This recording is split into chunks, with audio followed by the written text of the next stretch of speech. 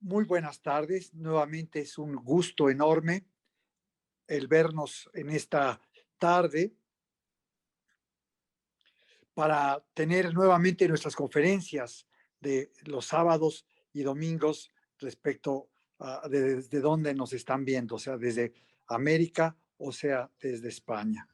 El día de hoy es un tema importantísimo, las alianzas de los españoles con los mexicas y con los incas, es decir, el virreinato de del Perú y el Virreinato de la Nueva España. Tenemos a dos ponentes que presentarán en un momento, que son extraordinarios, Rodolfo Herrera Pérez y Rafael Aita. Y pues nada más a deleitarnos esta tarde y aprender más sobre los temas que nos conciernen a todos, en la recuperación del pensamiento hispánico en el mundo actual. Gracias. Buenas noches, buenas tardes. Soy Ángel Benzal, presidente de la Asociación Cultural de Cavite.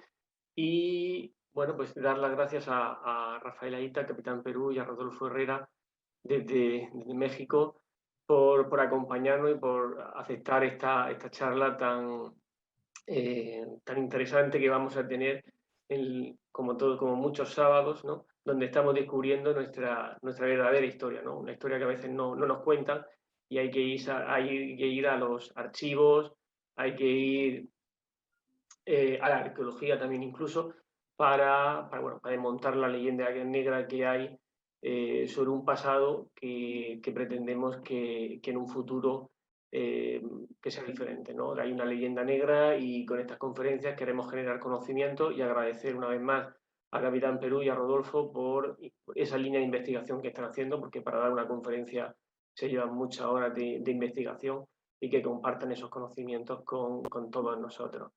A continuación voy a pasar la palabra a Luis Daniel Ortega, compañero de la Asociación Cultural Dionisio Inca Yupanqui. Muchas gracias, compañero, cuando quieras. Muy buenas tardes con todos. Quisiera primero enviar un saludo a todos los participantes de esta conferencia. Les hablo desde Lima, Perú. Mi nombre es Daniel Ortega y estoy en representación de la Asociación Cultural Dionisio Inca Yupanqui, que es una asociación que rescata nuestro legado indígena y nuestro legado virreinal por igual. Y quisiera agradecer a los ponentes y esperemos que sea una charla fructífera. Muy buenas tardes con todos.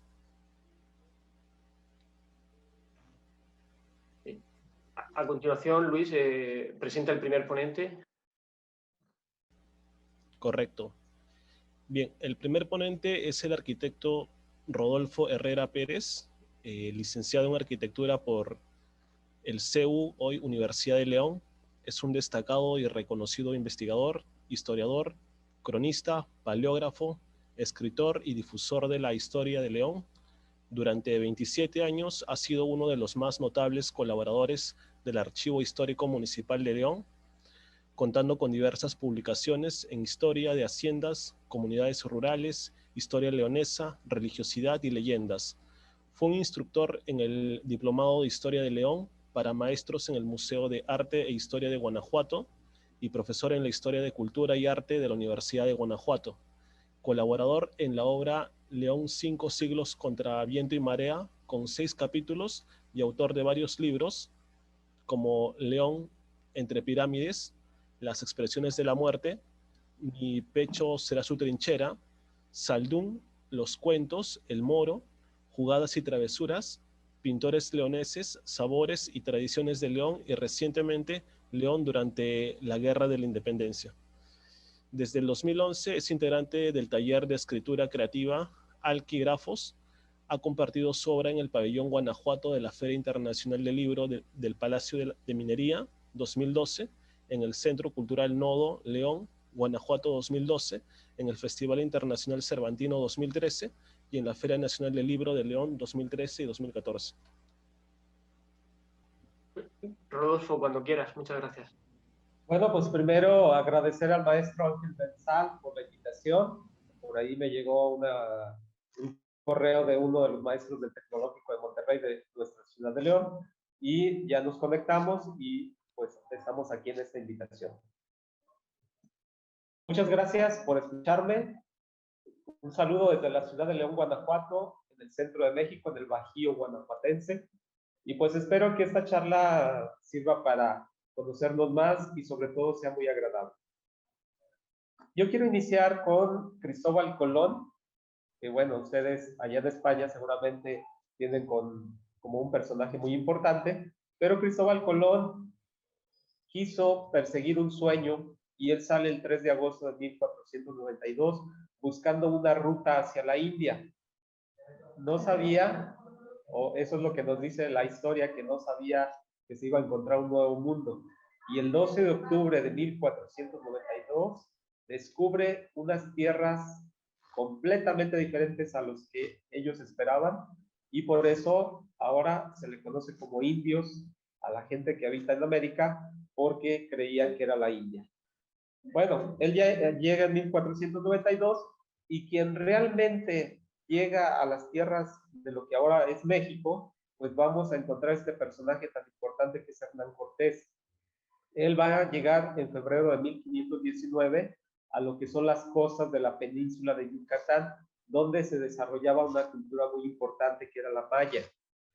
Ahí va a recibir como regalo 20 doncellas y entre ellas va a aparecer una mujer muy importante que contribuyó para que los hispanos se fueran adentrando, hicieran alianzas y llegaran a la ciudad más importante que en ese tiempo era México Tenochtitlan. Estoy hablando de Malitzin, una mujer que podemos considerar como la primera intérprete, porque ella sabía maya y sabía náhuatl, y gracias a otro personaje hispano, ella se pudo interpretar el lenguaje de los europeos y también interpretar el lenguaje de los indígenas aquí en México. Entonces, ellos van a ir recorriendo desde las costas de Veracruz hasta el centro de México, y el 8 de noviembre de 1519 van a llegar a la capital del Imperio Mexica o al señorío mexica.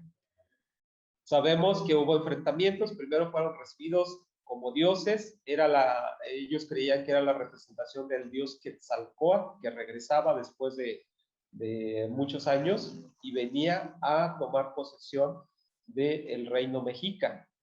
Entonces, después ellos se dan cuenta de que son personas, les hacen la guerra, y el 1 de julio de 1520 tenemos un acontecimiento que en México conocemos como la Noche Triste, que es cuando los indígenas sacan a los españoles de la Ciudad de México, de Tenochtitlan. Finalmente, el 13 de agosto de 1521, la ciudad cae después de varios días de asedio, de estar ahí al pendiente para que la ciudad no recibiera alimentos, pues finalmente el 13 de agosto de 1521 va a caer. Y con eso inicia un periodo de 3 siglos de, digamos, de dominio español. Ellos van a estar aquí en las tierras de América durante 3 siglos, exactamente porque nosotros oficialmente nos independizamos de España el 27 de septiembre de 1821. Son 3 siglos. ¿Y qué pasó durante esos 3 siglos? Una vez que ya la Ciudad de México Tenochtitlan cae y entonces los españoles toman posesión de ella, pues los indígenas que eran tributarios, que pertenecían a este señorío, van a ayudar a esos españoles a expandir las fronteras de ese dominio y van a llegar incluso a lo que ahora es la Alta California. Y posteriormente van a llegar también a lo que luego se conoció como el Virreinato del Perú, que ya posteriormente mi compañero va a hablar de eso. Entonces, aquí en México hay varios personajes que reconocemos como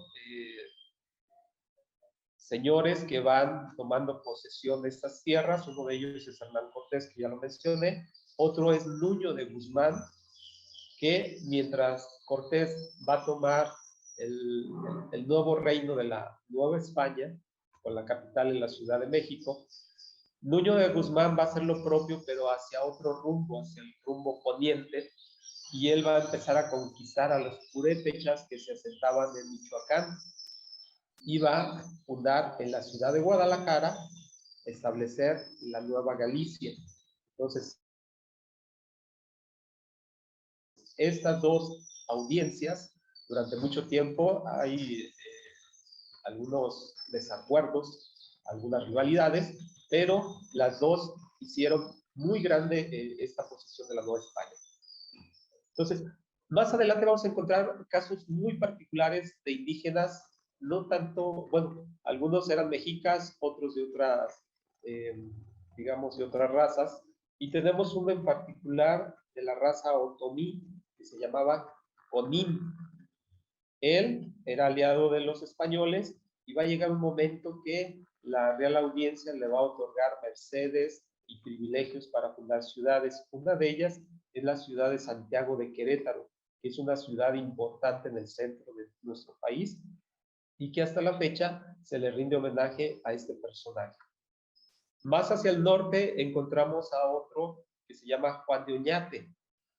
Este ya es un español nacido en estas tierras y que él va a ir conquistando, va a ir ensanchando las fronteras hacia el norte hasta llegar, como ya les dije, a la Alta California, lo que ahora conocemos como Estados Unidos, y todos ellos van a ir contribuyendo para que el encuentro de estas dos culturas se vaya amalgamando para que ahora tengamos una serie de naciones muy ricas en cultura, en productos y sobre todo en una riqueza hispana que nos caracteriza como la América Latina. España no nada más llegó con españoles, sino que España ya venía con unas tradiciones, ya unas influencias desde la cultura egipcia, mesopotámica, griega, romana, árabe.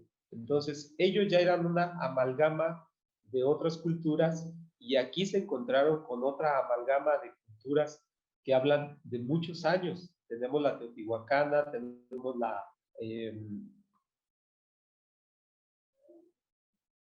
sobre todo la teotihuacana, que albergaba muchas series de culturas menores y que llegó un momento en que toda esa tradición la fueron heredando los mexicas, que en un principio, recordemos, se conocían como aztecas por salir de un lugar llamado Aztlán, que era el lugar de las garzas, y que hacen un recorrido, un peregrinar, hasta llegar al centro de México, al lago donde fundan México Tenochtitlan, y a partir de entonces se llaman mexicas, porque están en el ombligo de la luna.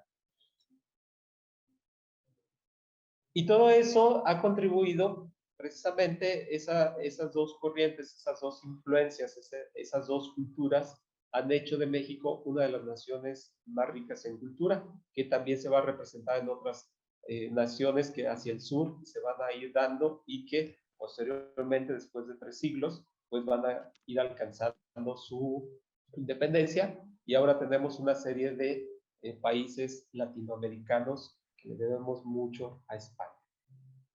Bueno, no sé si quieran hacer algunas preguntas.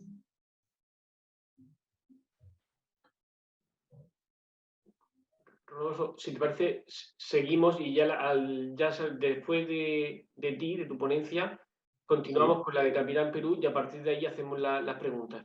¿Vale? Muy bien. ¿Termino mi tiempo? Sí. Sí. Bueno, yo soy más bien investigador de aquí del centro del Bajío guanajuatense y tengo algunas investigaciones de cómo se fueron dando las relaciones entre españoles e indígenas. Aquí, en lo que es la ciudad de León y parte de la ciudad de Guanajuato, que es una ciudad minera muy rica en la producción de plata, tenemos un personaje español que era Juan de Jasso, y él es uno de los descubridores de las minas precisamente de plata. Él llega aquí en la década de 1540 para establecer algunas estancias ganaderas y en sus recorridos va a descubrir que las piedras que utilizaron para calentar la comida van a empezar a soltar plata con el calor del fuego. Entonces, él va a empezar a establecer estas estancias, va a traer algunos indígenas y posteriormente, el 20 de enero de 1576, se va a fundar una villa de españoles, conocida con el nombre de León, y a ella van a llegar indígenas, primero purépechas, para levantar los edificios públicos, los edificios de la iglesia, y posteriormente también van a llegar otomíes, que ellos van a contribuir a realizar las labores agrícolas, ganaderas y de construcción en esta nueva villa que es de españoles y que en la actualidad es una de las ciudades, la cuarta ciudad más importante de nuestro país. Todo ello ha contribuido a que los indígenas, pues muchos de ellos se quedaron en el olvido. Casi siempre los estudios nos hablan de los propietarios de origen español, sobre todo de las haciendas, de las propiedades, de las casas, pero hubo también muchos personajes que contribuyeron a la cultura y que eran de origen indígena.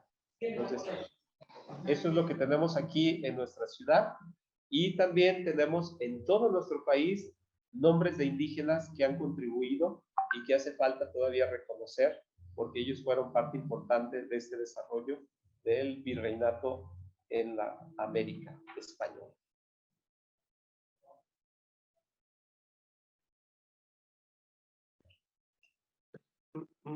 Pues yo creo que hasta aquí mi tema. Perfecto, Rodolfo. Muchísimas gracias. Luis Daniel. Bien, a continuación vamos a presentar a Capitán Perú, cuyo nombre real es Rafael Aita.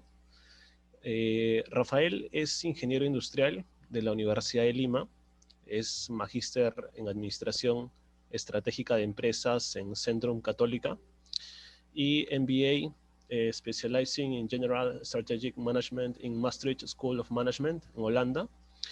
Es docente de la Escuela de Negocios y la Escuela de Ingeniería en la Universidad de Lima, además de docente en la Escuela de Ingeniería de la Universidad del Pacífico. Es investigador del Instituto de Investigación Científica de la Universidad de Lima y del Centro de Investigación de la Universidad del Pacífico, así como expositor en conferencias internacionales y autor en revistas académicas de Colombia, España, Inglaterra y Japón. Así que adelante, estimado Rafael. Muchas gracias. A ver, yo tenía un documento para compartir, así que si de repente se me puede habilitar la opción de compartir pantalla. Ya está. Listo, gracias. Quería comenzar este pequeño resumen. Primero, remontándonos a la época, a 5.000 años en el pasado. Ya que el Perú es uno de los 6 puntos en toda la historia mundial donde se desarrolló un foco de civilización, ¿no? Un foco de civilización se define como aquel lugar donde surgen las civilizaciones del planeta sin influencia de otra civilización anterior. Y de aquellos lugares originales solamente tenemos 6. El primero fue Sumeria, el segundo fue Egipto, y el tercero, en el 3000 a.C., fue Caral, en el valle de Supe, Perú. Luego continúa la India, China y finalmente Mesoamérica. Así que la historia prehispánica peruana es extensa, es milenaria, y aquí podemos ver en la fotografía justamente la ciudad sagrada de Caral, que es uno de estos 6 puntos donde surge la civilización, en donde se encuentra el primer quipu, en donde se dice que surge un proto-quechua, y por lo tanto de aquí se irradiaría la civilización al resto de los Andes, hacia toda una serie de culturas. Si bien es cierto que el día de hoy conocemos principalmente se conoce quiénes fueron los incas, debemos tomar en cuenta que los incas aparecieron aproximadamente en el año 1100 de nuestra era. Por ello, significa que desde hacía 4000 años, antes a los incas, existieron muchas culturas con un mayor o menor grado de desarrollo, entre ellas, algunas llegando a tener una extensión de imperios y de unificar a otras culturas, hasta su decadencia, en donde surgieron nuevas culturas y nuevos imperios. Incluso se pueden identificar hasta 3 horizontes de imperios dentro de la historia prehispánica peruana, dentro de los que se destacan, por ejemplo, los Mochica, en la costa norte del Perú, que pueden ver ahí la foto del famoso señor de Zipán, uno de los hallazgos arqueológicos más importantes en el siglo XX, porque se encontró a este poderoso señor con todo su ajuar, más de 600 piezas de oro, cerámicos, muy bellamente elaborados, como vemos en la foto. También las famosas líneas de Nazca, ¿no? Que estas sí son un poco más conocidas, estas milenarias líneas dibujadas en el desierto, cuyo propósito y técnica de elaboración son enigmáticos hasta el día de hoy, acompañados con unos hermosos telares que hacían estas culturas, Nazca, Paracas, cuyos colores permanecen vivos hasta el día de hoy. Son colores, verán, son telas muy polícromas, con un diseño muy rico. Tenemos construcciones en lo alto de las montañas, como lo es Cuelap, al cual pertenece la cultura Chachapoyas, que significa los hombres de las nubes, justamente porque tenían construcciones rozando las nubes. Tenemos también a la gran cultura Tiahuanaco, con la cual comparte territorio entre Perú y Bolivia, y la famosa Puerta del Sol, el templo de Calasasaya, Pumapunku, y bueno, y se me están quedando muchas culturas más, como los Wari, los Chimú, los Sican, entre muchísimas otras que se desarrollaron durante 4000 años antes de la llegada de los incas. Muchas de estas obviamente ya no existían para la época de los incas, otras sí fueron asimiladas por los incas, ¿no? El proyecto Inca fue un proyecto aglutinador también, fue un proyecto que se alimentó del conocimiento desarrollado por otras culturas antes que ellos. Y los incas surgen con un famoso mito de origen, conocido como el mito de Manco Cápac y Mama Ocllo. Aquí se muestra un plano en 3 dimensiones de lo que es la cordillera de los Andes, que divide, ¿no?, la selva amazónica del Océano Pacífico.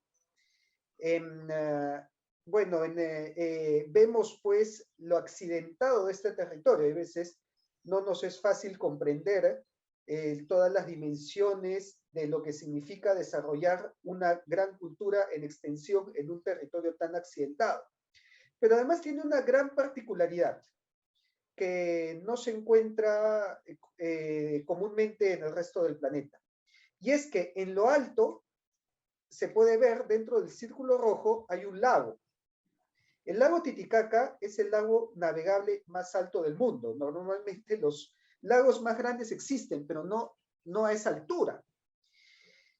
Pues este lago, considerado como un lugar sagrado por primero los Tiahuanaco y luego los incas, es de donde surge el primer inca, Manco Cápac, con su esposa Mama Ocllo, emergen, ¿no?, de las aguas del lago Titicaca, portando un cetro en la mano, como se ve en la foto, y con un mandato del sol, el cual les dice que aquel lugar donde se hunda el cetro va a ser el lugar donde fundarán su reino, ¿no? Entonces Manco Cápac, desde el Titicaca, hace un éxodo, hace un peregrinaje, hundiendo el cetro, hasta llegar a Cusco, que es el lugar donde finalmente se hunde y donde se asientan los incas, y se convertiría Manco Cápac en el primer inca, y Mama Ocllo, su esposa. Es entonces, desde ahí, a partir de entonces, que se desarrolla esta gran civilización, ya pues que ha trascendido a la historia universal, que conocemos como los incas, en donde existieron toda una serie de gobernantes, que los vemos en la foto de la derecha, a los 14 incas, desde Manco Cápac, Sinchi Roca, Yoque Yupanqui, Maita Cápac, Cápac Yupanqui, etc.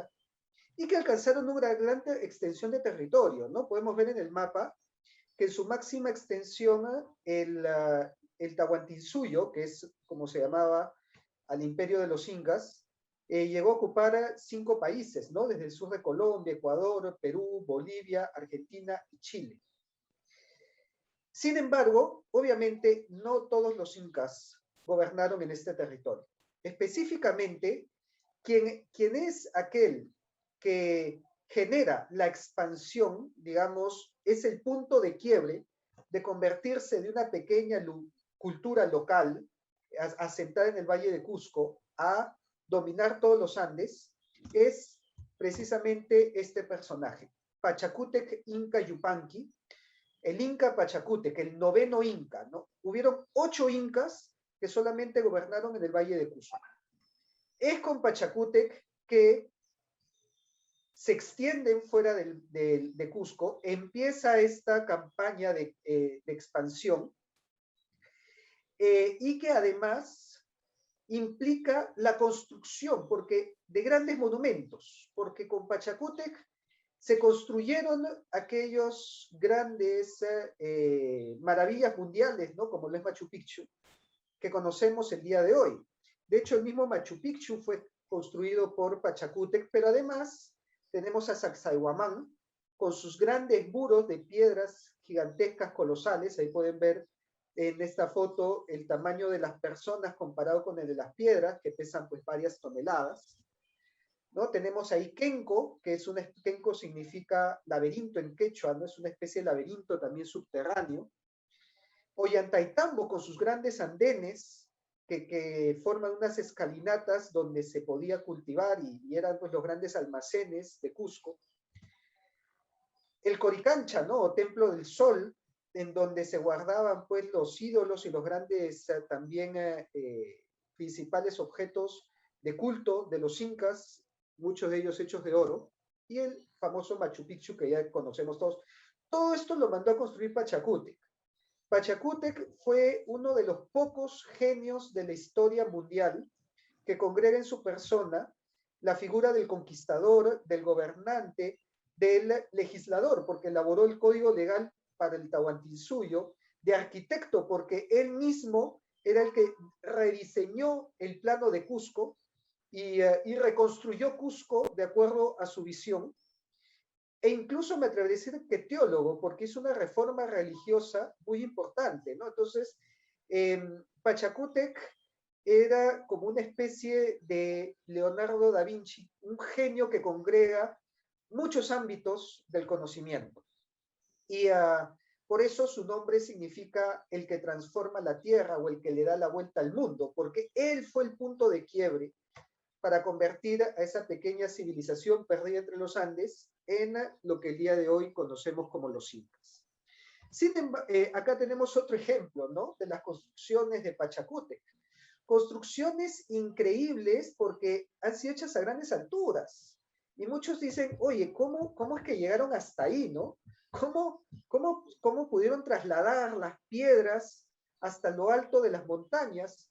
Incluso los ingenieros afirman que el día de hoy sería una labor titánica de hacer con la tecnología que tenemos. No solamente eso, estos son lugares como Machu Picchu que ocupan la selva alta, o sea, aquella zona de ceja de selva que es entre los Andes y la Amazonía.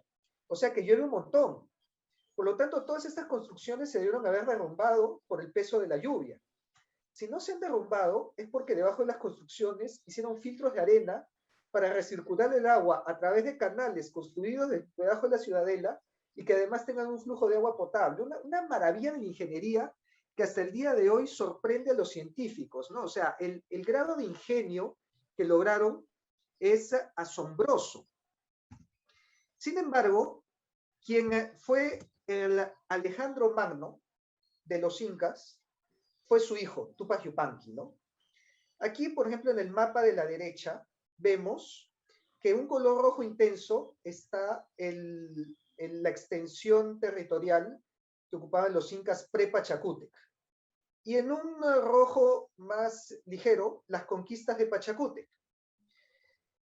Sin embargo, todo el resto lo conquistó su hijo, ¿no? Su hijo fue el que hizo explotar en extensión al Tahuantinsuyo. Las conquistas en naranja fueron las que hizo en conjunto con su padre y las conquistas en amarillo las que hizo él solo.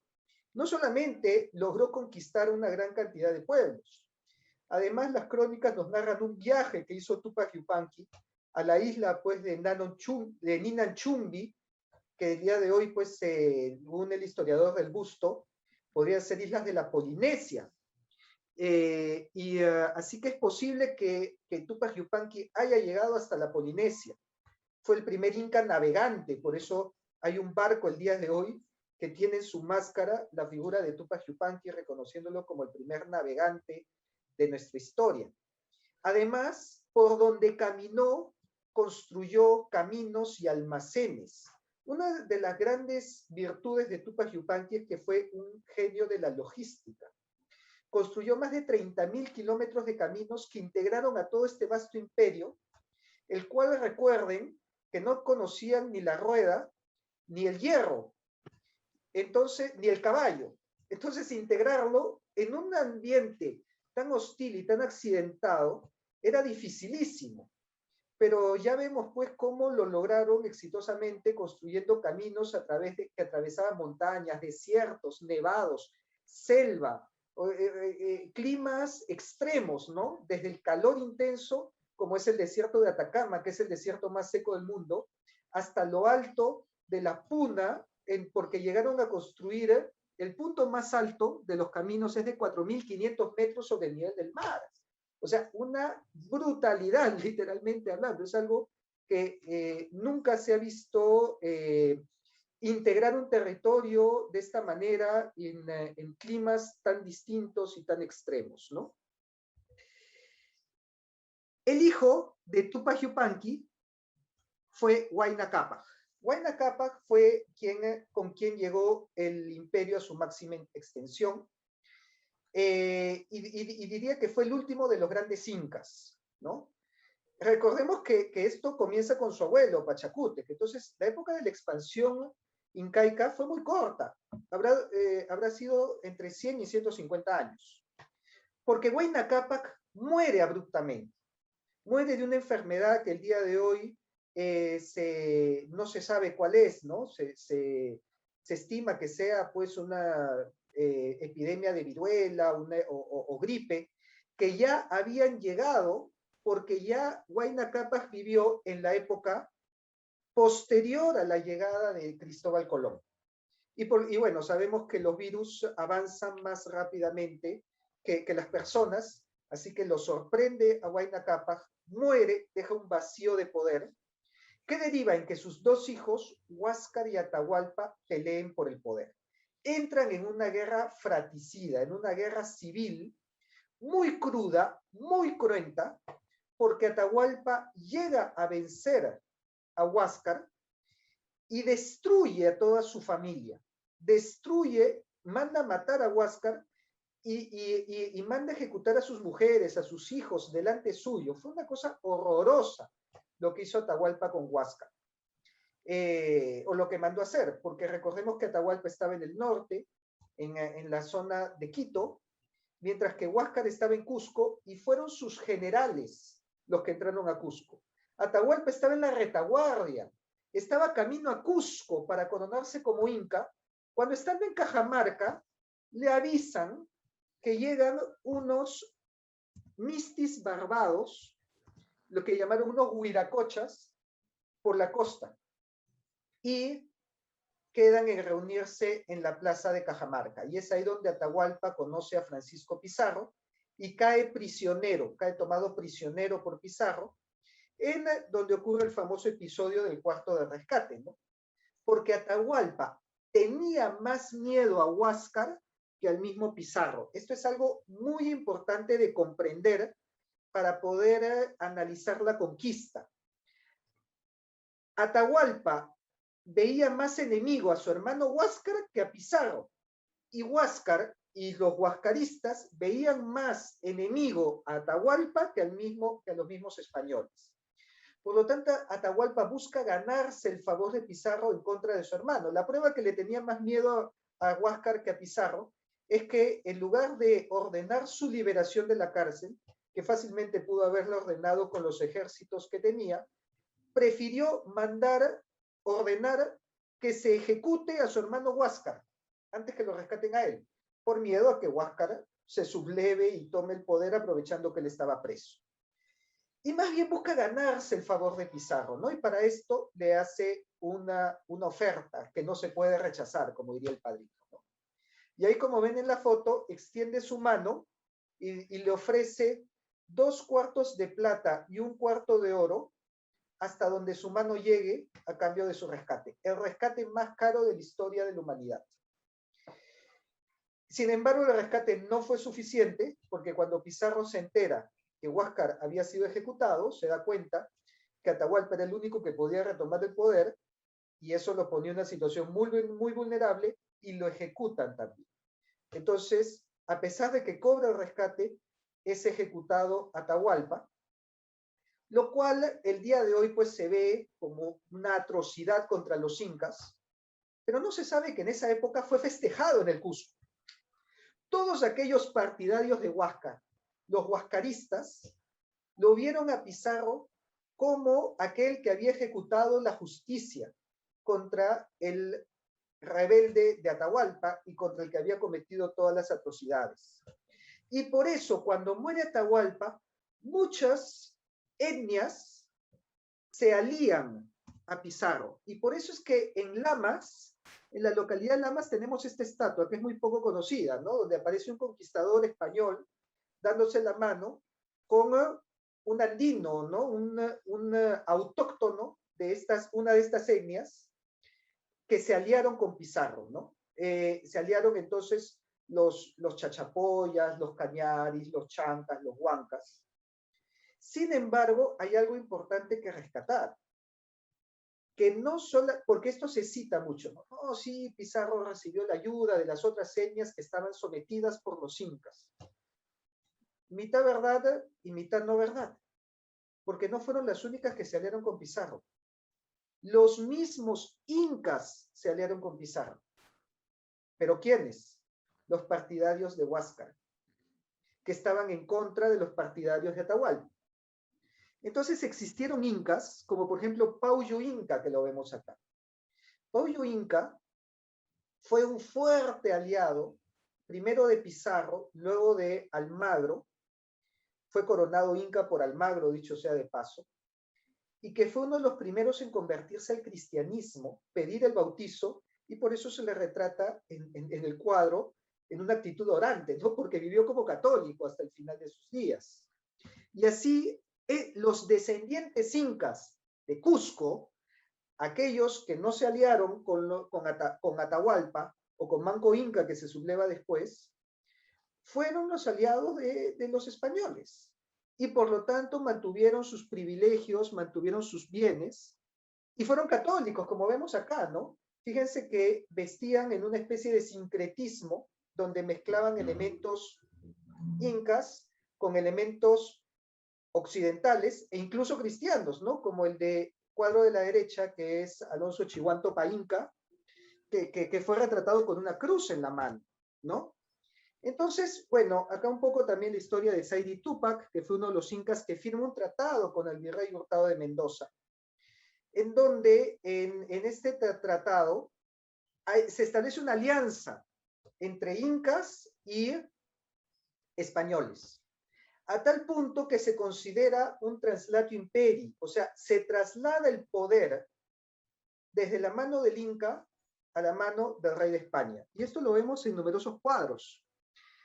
Cuadros que retratan a los incas como los primeros reyes del Perú y sus legítimos sucesores, los reyes de España. Fíjese que Carlos V reconoció tanto a sus aliados incas que no se atrevió a llamarse el primer rey del Perú, sino que toma el título de 15º emperador del Perú. reconociendo los 14 incas como sus predecesores. Y de hecho, eso aparece en estos cuadros, que acá hay otro, en donde vemos en un zoom, el último inca, Atahualpa, le está entregando el cetro, que significa el poder, a Carlos V, que a su vez está señalando una cruz en señal del impulso a la evangelización.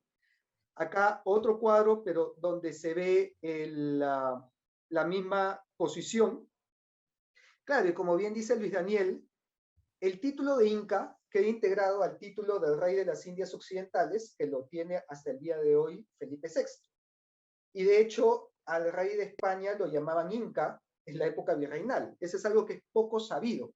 Cómo sobrevive el título de Inca en la figura del rey de España y cómo los descendientes incas lo reconocieron como tal hasta el inicio de la República, que ahí vamos a contar un poco qué es lo que sucedió. Porque estos descendientes incas fueron los principales aliados de España. Eso es algo que a mí me da mucha pena que el día de hoy no se reconozca, ¿no? Porque mucho se dice, no, que sí, que los españoles liberaron a las etnias del poder de los incas, ¿no? O de la tiranía de los incas, ¿no? No fue así. Se aliaron, trabajaron en conjunto, ¿no? Ya saben que estratégicamente tienes que trabajar con tus aliados, porque si traicionas a tus aliados, pues se te cae el sistema. Bueno, los incas fueron aliados, considérenlos como tal. Y tanto fueron aliados que durante toda la época virreinal vivieron como nobles, con privilegios, con bienes en sus palacios, y eso lo podemos ver en el arte, ¿no? Acá fíjense algunos datos en los escudos de armas que recibieron las panacas incaicas. Miren los apellidos, Tupac Inca Yupanqui, Tupamaru, Inca Roca. Estos fueron escudos, títulos que le dio la corona de Castilla a los descendientes incas. Ahí pueden leer en el texto del escudo, ¿no? Armas concedidas por su majestad el rey don Carlos I, rey de Castilla y de León, a Tito Tupamaru, a Juan Tito Tupamaru, ¿no? Igual en el costado, escudo de armas de Inca Roca, sexto rey del Perú, concedido por el señor emperador Carlos V en Valladolid. O sea, es la misma corona de Castilla que los reconoce como nobles y como aliados. Y por eso, durante todo el virreinato, mantuvieron su poder. Acá lo pueden ver presidiendo una procesión, justamente el descendiente del Inca era el que presidía la procesión de Santiago, en la fiesta de Santiago. O sea, miren la estrechez de esta alianza que el día de hoy se ignora, incluso hasta entre los mismos hispanistas. Miren el fuerte aliado que tienen acá y que hay que rescatarlo, que hay que rescatar esta alianza, ¿no? Porque acá vemos un descendiente de Inca vestido con la indumentaria imperial, con la mascaipacha, que es la borla que simboliza el poder del Inca, con el sol en el pecho y portando el estandarte real, que era el símbolo del poder. Lo vemos acá también en otro cuadro, pero en la misma posición, encabezando una procesión en el Cusco. Y en este cuadro, que está pintado en la iglesia del Triunfo, en Cusco, se muestran los 3 puestos de poder que tuvieron los descendientes incas en el Cusco, porque se muestran 3 personajes, que acá los he ampliado, que eran el alférez real, el alcalde mayor y el alguacil mayor de la ciudad de Cusco. Y estos puestos lo tenían los descendientes incas, miren que son de tez cobriza, tienen la corona del Inca, pero obviamente eran católicos y hablaban español y hablaban latín y eran los que defendían al rey de España durante las sublevaciones, porque estos fueron los que pelearon en la sublevación de Tupac Amaru, pelearon contra Tupac Amaru. Ellos eran los que integraban el ejército real del Perú, que peleó hasta llegado incluso la batalla de Ayacucho. Entonces, claro, ¿cuándo fue que perdieron su poder estos descendientes incas? Cuando en 1825 Simón Bolívar disuelve la institución del alferazgo real, que era la que los agrupaba y les reconocía su poder. Y pierden todo poder y pierden todos los privilegios de la nobleza, porque en una república no hay nobleza, y así es como quedaron hasta el olvido, hasta el día de hoy, que se están rescatando estas historias. Pero los primeros que deben rescatarla son precisamente aquellos que quieren rescatar la hispanidad, porque esto fue una parte importantísima de la historia de la hispanidad y que no se cuenta, y que más bien es la que está más llena de leyendas negras. Pero bueno, ya ese es un trabajo que debemos realizar entre varias personas. Yo acá les he dejado el bichito, el mensaje nomás, para que ustedes lo desarrollen y lo profundicen después. Gracias. Pues muchísimas gracias a los dos, a Rodolfo y a ti, Rafael, por esta magnífica exposición, para entender mejor, sobre todo los que no somos de Perú o de México, que somos a lo mejor la mitad de los que estamos ahora mismo aquí presentes, y bueno, luego lo verá mucha más gente cuando se suba a los canales de YouTube, por esta magnífica exposición en la que bueno, podemos comprender un poco mejor ¿no? la historia, ¿no? Porque muchas veces se habla como los incas, los aztecas, como los grandes derrotados, y la verdad es que luego se incorporaron a los ejércitos conquistadores, ¿no? Se unieron con los españoles y el resto de pueblos aliados, autóctonos, ¿no? Y el fruto de eso es el mestizaje que tenemos hoy en América, ¿no? El fruto de esas alianzas que hubo.